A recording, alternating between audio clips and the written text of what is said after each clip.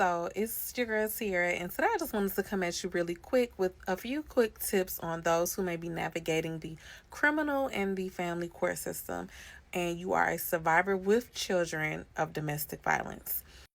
So, first, you want to make sure that you are keeping a file with clear documentation of everything. So, whether that be medical records, court orders from family court, you may have police reports on file, any kind of documentation that is pertaining to your case, you want to have that on file.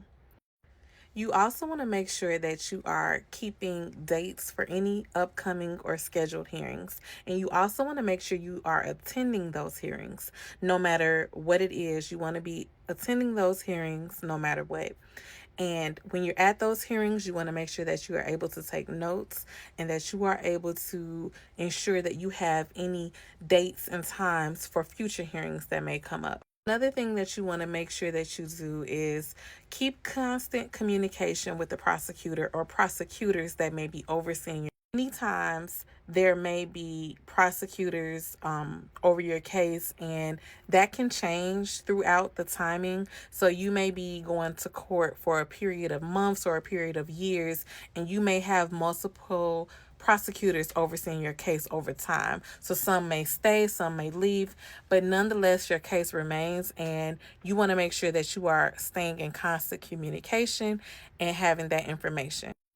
You also want to make sure that you are documenting any new instances that may occur. So if you have any new violations on the order of protection, or if you've had to file any new or recent police reports on your case, you want to make sure you're documenting that. And when I say on your case, on the person that is under the case that you have with, it's usually going to be the state versus that defendant, and you are the victim on the case. So the state normally will assign a prosecutor to you on your behalf, as far as like you're the victim on the case, but the state is overseeing the charges.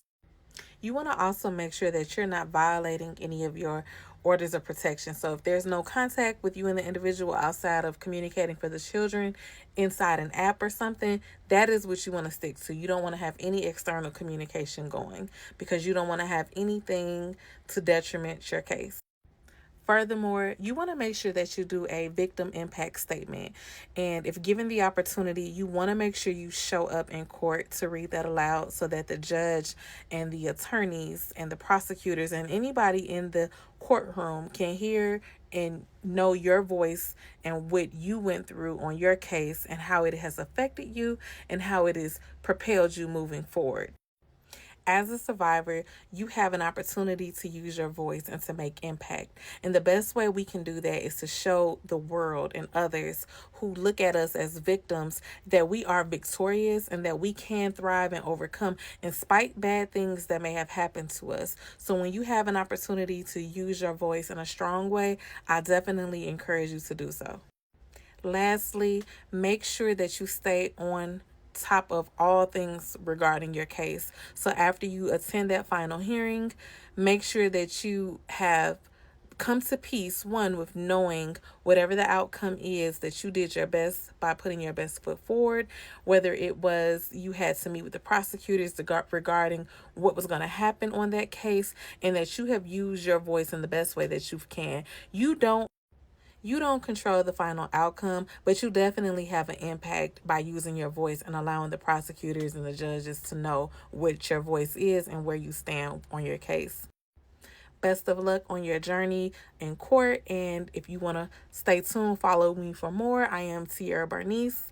You can look me up on Instagram, YouTube, TikTok, and I will be sharing more tips on how you as a survivor can navigate our criminal and family court system.